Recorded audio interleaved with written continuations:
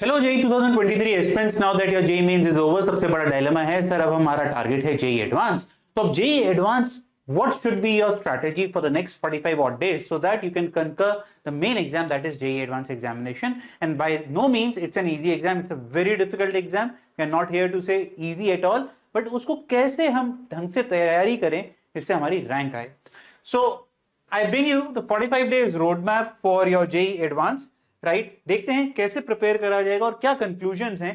अच्छा, अगर आप लोगों ने, if you have not watch my detailed analysis of JEE advance which every YouTuber, every teacher has copied, आप तो कॉपी कर लीजिए, क्योंकि आपको डायरेक्ट यूज करना है। उनको तो व्यूज मिलते हैं, आपको नॉलेज मिलता है। तो the link is in the description box, please go out and check. ठीक है, आइए अब अगर हम देखें, मैं इसमें पूरा डिटेल में बात करता हूं कि 45 डेज को मैंने 35 डेज एंड 10 डेज 2 स्प्रिंट्स में डिवाइड करा है। तो 35 डेज में first 35 days is for preparation and mocks, and the last 10 days is for revision and mind preparation, body stamina, body cycle, everything. I'll explain that bit in the late, but सबसे पहले अगर अपन लोग आगे चलें, this is a kind of stat which I have shown in JEE Advanced Analysis and I've been doing this for last 2-3 years. ये काफी जगहों पे तुमने देखा है, दिख रहा होगा, you know where it has come from. So rank 1 was 87% marks. 5000 rank was secured at 32% marks last year, 40%, 37%, 42%, 44%. So we take an average of 5000 marks, 5000 rank, we can approximately say it is at 40% marks. So you just require 40% marks at JEE Advanced to get under 5k rank, which I believe is not a very difficult target if you work to the plan. What is the plan, sir? First, you have to start believing in yourself that you can do it. A lot of you leave JEE Advanced because आप अपने ऊपर believe ही नहीं करते हैं। तो मुझे comment box भरा होना चाहिए आपकी dream IIT से, because unless until you write what you want, you will never achieve, because that means you do not believe that you can achieve it. So the first fundamental of achieving anything is to make sure that you start believing in it. So let me know in the comment section which is the dream IIT that you have started working in the beginning for. Now, when I say how to prepare for JEE Advanced, but you have to make sure that you understand one very important aspect. JEE Advanced asks questions mixed from different chapters.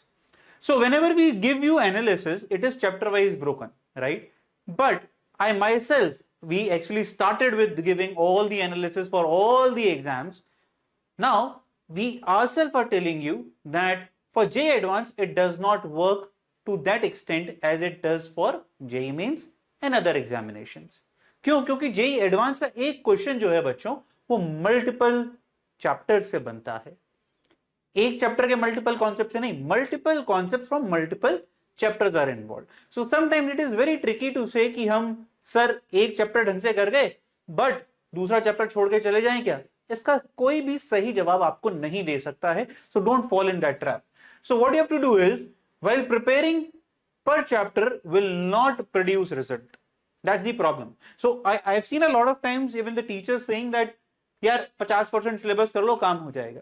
अब मैं उसको clarify करता हूं, when the teacher says 50% syllabus कर लो, indirectly what he is telling you, mastery 100% में मत करो, but you should be good with basics of the 100% of the syllabus, or at least 80 to 90% of the syllabus.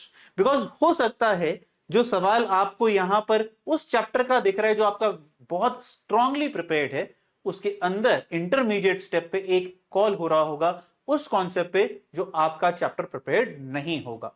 सो इसीलिए छोड़ने की बातें मत करते हुए आप एक बेसिक जर्नी जरूर करिएगा पूरे सिलेबस की, एटलीस्ट 70 to 80%, एंड मास्टरी चाहे 30 से 40 या 45% सिलेबस की भी करेंगे, आराम से रैंक बन जाती है। क्योंकि जरूरी नहीं है कि हर बार ही टॉपिक या हर बार ही क्वेश्चन टफ है।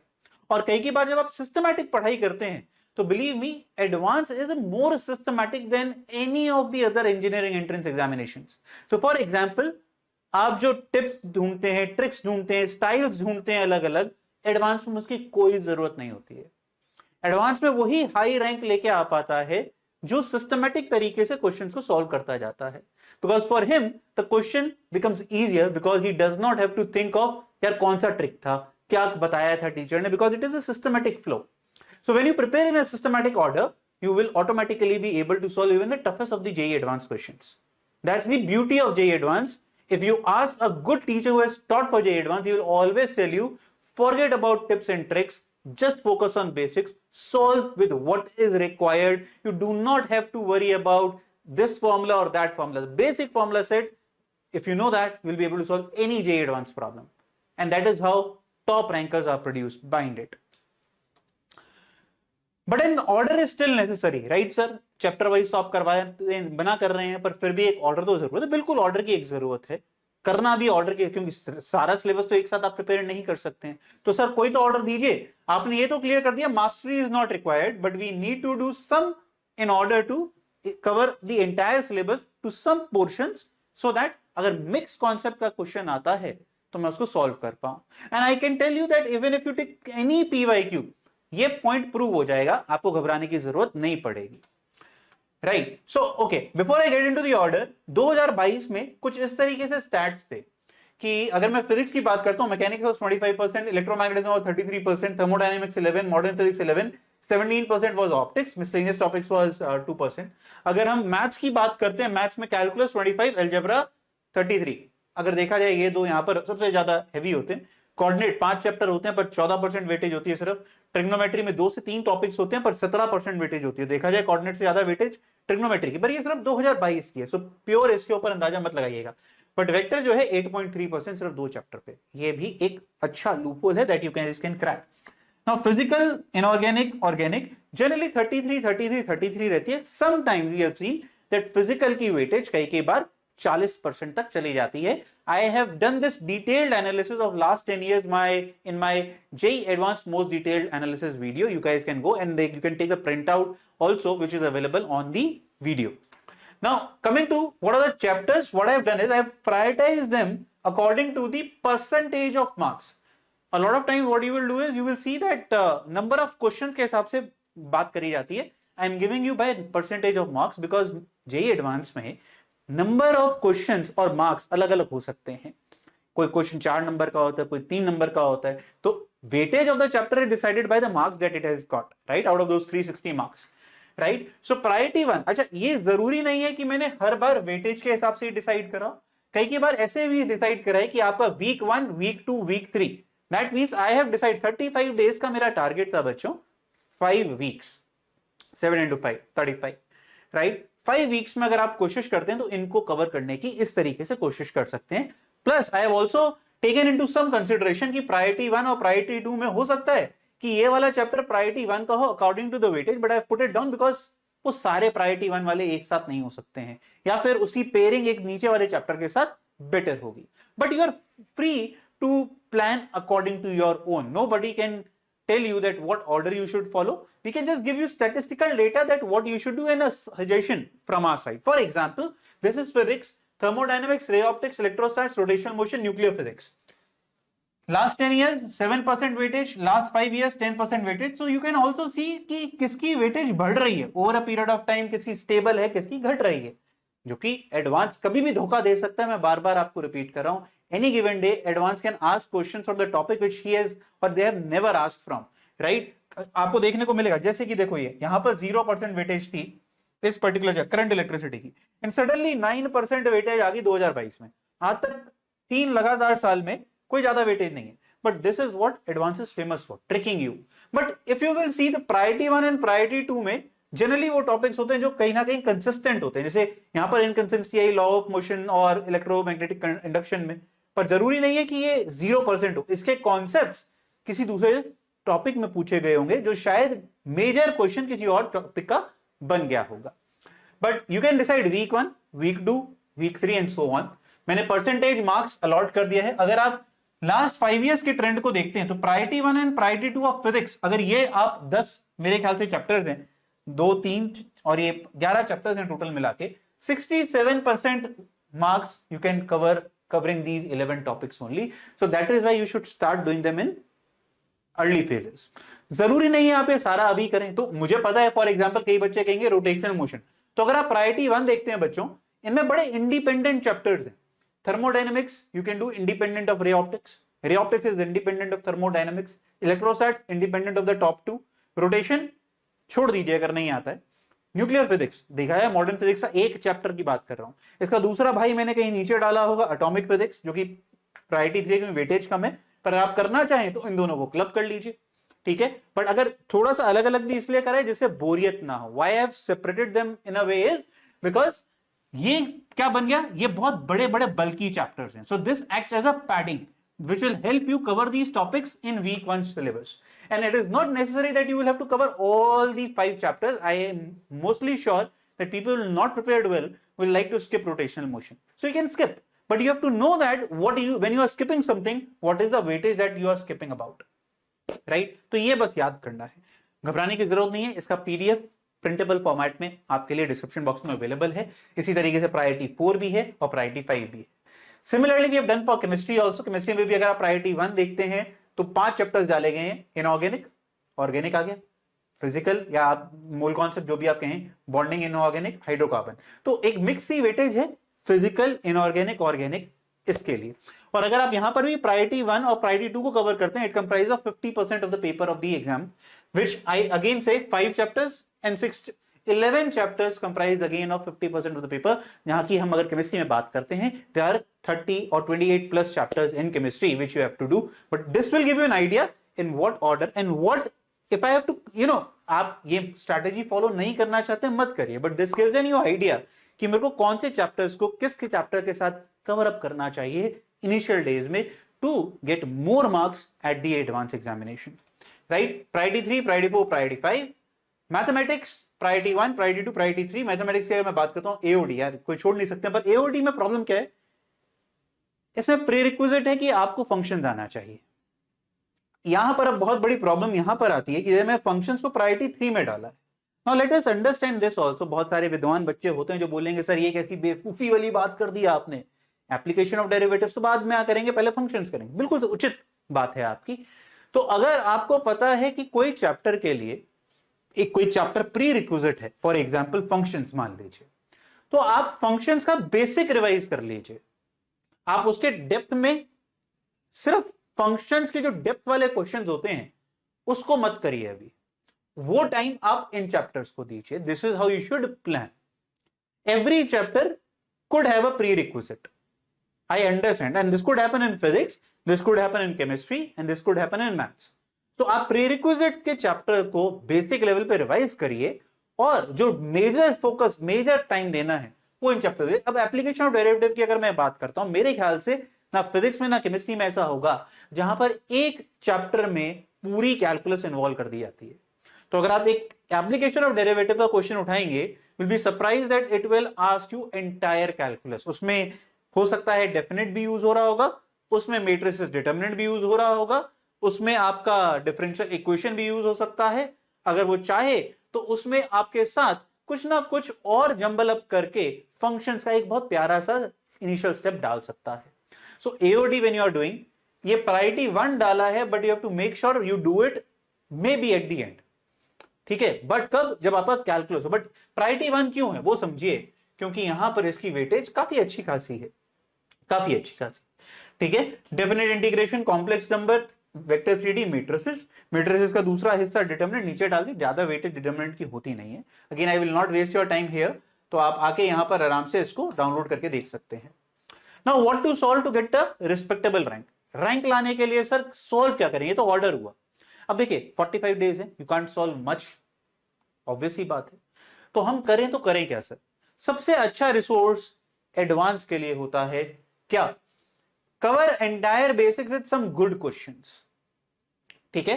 बेसिक को कवर करने के लिए मेरा मानना है आप कहीं ना कहीं तो आपने 1 साल या 2 साल कहीं ना कहीं कोचिंग करी है, उनका जो मटेरियल आपने सॉल्व करा है, जो एडवांस लेवल के बेसिक प्रॉब्लम्स होते हैं, एडवांस के बेसिक प्रॉब्लम्स, उन्हें सॉल्व जरूर करिएगा। रिवीजन के तौर पे जो आपने नोट्स बनाए, क्लास में समझाया टीचर ने, जो आप जहां से भी आपने पढ़ा, हर टीचर अच्छा पढ़ाता है, ठीक है, उनको रिवाइज करिए। But do not look for too tough question. अरे सर एरोडोव करता हूं, मेरे को तो एडवांस निकालना है, एरोडोव करते हैं, वो बेवकूफी है। नहीं सर मैं तो आयल फिनार पढ़ूंगा अब बैठ के केमिस्ट्री में, या फिर मैं अब और कोई फॉरेन ऑथर की किताब पढ़ूंगा, या फिर रशियन ऑथर के मैथ्स की चैलेंजिंग प्रॉब्लम सॉल्व करूंगा, रिक्वायर्ड नहीं है। क्यों, अब मैं बताता हूं। तो बेस्ट रिसोर्स क्या है बच्चों, previous year, previous year, previous year. और मैंने ये 3 बार क्यों लिखा है, आपको 3 बार सॉल्व करना है मिनिमम पेपर पे जाने से पहले। हर क्वेश्चन को 3 बार, मतलब एक साथ नहीं, एक बार करा फिर उसको 1 हफ्ते या 2 हफ्ते बाद रिवाइज करो फिर एक बार। This is how you should prepare. अगर आप ये काम नहीं कर रहे हैं तो आप मान के चलिए रैंक नहीं आने वाली। You have to do them in depth mode. एक होता है ना बस आपने देखा सॉल्यूशन देखा और आगे बढ़ गए, नहीं, वो करेंगे तो फिर से रैंक नहीं आएगी। आपको क्या चाहिए, आप बैठें देखें एक एक सवाल को कि why it is happening in this way, why not this, अच्छा I was thinking like this, why I was not able to solve with this process, वहां कहां गलती हो गई, ये सब सोचना है। मतलब एक क्वेश्चन पे मास्टरी करनी है हर एक पीवाईक्यू के। चाहे तो आप कई पीवाईक्यूज को एज अ मॉक के लिए बचा के रख सकते हैं जिससे आपको आपकी रैंकिंग का आइडिया लगे। ठीक है, तो मान लीजिए हम कहते हैं 2019, 20, 21, 22 4 पेपर हुए। आप उन 4 पेपर के अलावा जितने भी प्रीवियस ईयर्स और आए हैं उनको आप चैप्टर वाइज फॉर्म में प्रिपेयर कर सकते हैं। उससे फायदा यह भी होता है कि आपको थोड़ा कॉन्फिडेंस मिलेगा that you might not require to solve 2 tough problems because 2 tough problems are never asked in the examination. Sir chapter wise कहां से मिलेगा, मार्क्स ऐप डाउनलोड कर लीजिए, उसका भी मैं लिंक डिस्क्रिप्शन बॉक्स में लगा दूंगा। सारा का सारा चैप्टर वाइज एडवांस का क्वेश्चन बैंक अवेलेबल है, वहां पर सॉल्व करिए, उसे कोशिश करिए खुद सॉल्व करिएगा। ठीक है ना, तो ज्यादा आपको इंप्रूवमेंट आपके स्कोर में फाइनल डे पे दिखेगी। अभी तो टाइम लगेगा ज्यादा, पर फाइनल डे पे आउटपुट दिखेगी। जब आप पेपर सॉल्व करते हैं 2019, 20, 21, 22 के, उसके बाद वो क्वेश्चन आपके असाइनमेंट बन गए, आपको फिर से उन्हें 3 बार सॉल्व करना है इन डेप्थ मोड। प्लीज अगर आप कुछ भी और ना करें, यही काम शिद्दत के साथ कर लेते हैं in that list, believe me rank पक्की है। 10,000 के अंदर की पक्की बात यहीं पर हो जाएगी। बट प्रॉब्लम है हमें हर जगह शॉर्टकट चाहिए, हमें हर जगह एक भगवान टीचर चाहिए, हमें एक हर जगह भगवान बुक चाहिए। रैंक नहीं बनेगी। टीचर खुश कर देगा अच्छी अच्छी बातें करके, रैंक नहीं आ पाएगी। रैंक के लिए आपको ही मेहनत करनी पड़ेगी और उसका बेसिक यही है, चाहे किसी भी टीचर से पूछ लो। हाँ, ये ऑब्वियस ही बात है, स्ट्रेटेजी उन बच्चों के लिए है जिन बच्चों का एडवांस लेवल पे प्रिपरेशन वीक है। जिन बच्चों का एडवांस लेवल पे प्रिपरेशन हाई है उनके लिए मैं बात करता हूं अभी। अब हमारे पास जेईई एडवांस में डिफरेंट टाइप के क्वेश्चंस आते हैं, numerical, multiple, matrix, integer, single correct, question stem, है ना, पैराग्राफ बेस्ड, इतने इतने क्वेश्चंस आए। Again all this detail is available in my JEE advance detail analysis video, if you want you can watch it. अब यहां पर क्या होता है कि हम लोग अभी तक ना सिंगल करेक्ट के लिए रेडी होते हैं। पैराग्राफ भी कहीं ना कहीं सिंगल करेक्ट टाइप का होता है, क्वेश्चन स्टेम भी सिंगल करेक्ट होता है अगर हम बाय डिफॉल्ट देखें, क्योंकि एक ही ऑप्शन ठीक होती है। मेजर प्रॉब्लम आती है आपको मल्टीपल करेक्ट और न्यूमेरिकल टाइप। न्यूमेरिकल टाइप या इंटीजर टाइप बोले तो बेसिकली सब्जेक्टिव प्रॉब्लम हो गई, और मल्टीपल करेक्ट हो गई कि यार 4 में से 2 भी ठीक हो सकते हैं, 3 भी ठीक हो सकते हैं, 4 के 4 भी ठीक हो सकते हैं। तो वहां पर हमें क्लैरिटी ज्यादा चाहिए। And by default we have seen that students struggle at multiple correct, and it is advisable also कि वो अगर आप लास्ट में उस सब्जेक्ट का अटेम्प्ट करें तो बेटर भी रहता है। बट ऐसा कहना गलत होगा कि मल्टीपल करेक्ट टफ ही होते हैं। यह भी आपको प्रीवियस ईयर से लर्निंग मिलेगी कि sometimes multiple correct can also be very formula based. In fact matrix math sometimes could have options which are formula based, not as similar as JEE में जो बिल्कुल फिजिक्स लॉलीपॉप पूछ दी उन्होंने, वैसा भी नहीं, बट हाँ कहीं ना कहीं फॉर्मूला बेस्ड वहां भी होती है। तो ये कॉन्फिडेंस आएगा जब आप पीवाईक्यू सॉल्व करेंगे, तो आपको कॉन्फिडेंस मिलेगा। तो आपको मेरे हिसाब से अगर आप देखेंगे, और इनकी वेटेज भी बच्चों अलग अलग रहती है कि यार 3 नंबर का था 0 नेगेटिव, 4 था -2 नेगेटिव, तो मल्टीपल करेक्ट में नेगेटिव भी बहुत होता है, इसलिए हम जनरली एडवाइस करते हैं कि उसको लास्ट में अटेम्प्ट करें। ठीक है, पर अगर आप नोटिस करें न्यूमेरिकल टाइप 40% वेटेज है, मल्टीपल करेक्ट 40%, तो ये दोनों 80% पेपर बन जाता है। तो अगर मैं आपको कह रहा हूं 40% हटाएं, तो आपको इन रिमेनिंग टाइप्स की मास्टरी करना पड़ेगा और इनकी प्रैक्टिस करनी पड़ेगी। तो मेरा एक सजेशन है, अपार्ट फ्रॉम पीवाईक्यूज, अगर आप कुछ भी, और बहुत लिमिटेड टाइम है सर मैं बहुत कुछ नहीं सॉल्व कर सकता, तो सिलेक्टिव न्यूमेरिकल प्रॉब्लम्स जरूर सॉल्व करें। ये बहुत बहुत इंपॉर्टेंट है कि basic numerical problem set solve जरूर करें। कितने सॉल्व करें? अगर आप 15 से 20 सिलेक्टिव अच्छे क्वेश्चन सॉल्व कर लेते हैं, काम बन जाएगा पर चैप्टर, इससे ज्यादा करने की जरूरत नहीं है। बट उन्हें ढंग से करिए, एक एक 2-2 बार करिए। ठीक, चल the most important element of the rank, sir आपने बता तो दिया चैप्टर, बस प्रिपरेशन कर लेते हैं हम लोग। That is the biggest blunder that you guys do. That is basic bread and butter. उसके बिना तो आप सर्वाइव नहीं कर पाएंगे, जो अभी तक बात हुई। बट क्या उससे आप बोलते हैं ना आप सक्सेस कर लेंगे? नहीं, वो तो जिंदा रहने के लिए जरूरी है, वो कंपटीशन में रहने के लिए जरूरी है। What is required is every Sunday full mock test of 8 hours ideally. जितनी भी प्रिपरेशन हुई, सर मेरी तो प्रिपरेशन नहीं हुई, कभी भी नहीं होती यार प्रिपरेशन।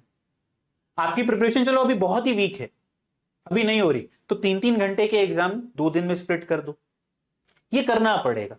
और जो बच्चे बहुत बढ़िया तरीके से प्रिपेयर कर चुके हैं, मेरा टारगेट उनके लिए हर 3 दिन बाद मॉक टेस्ट दीजिए, या फिर पेपर 1 एक दिन, ऑल्टरनेट डे पेपर 2, ऐसे कर करके डेली एग्जाम दीजिए जिनकी प्रिपरेशन हो चुकी है। वी हैव स्टूडेंट्स, सो मैथन Goyal is very fortunate and lucky enough कि हमारी 100 के अंदर 100 से 200, 200 से 300, 300 से वो हर जगह रैंक है, हर 100 गैप के बाद। हर 100 के गैप के बाद की स्ट्रैटेजी भी डिफरेंट होती है। So if you are someone who is asking for a rank under 700, under 800, a target should be to give alternate day mocks. If full, otherwise P1, P2, P1, P2 every day और ऐसे करना पड़ेगा। नहीं तो आपका वो tandem नहीं। और भाई कितना पढ़ोगे, आपकी प्रिपरेशन हो चुकी है। बट जिन बच्चे अभी एडवांस की ले में वापस आ रहे हैं, जो उनकी एक अपना जो कहते हैं ना वापस से कर्व पे आ रहे हैं, उनके लिए ये बहुत बहुत जरूरी है।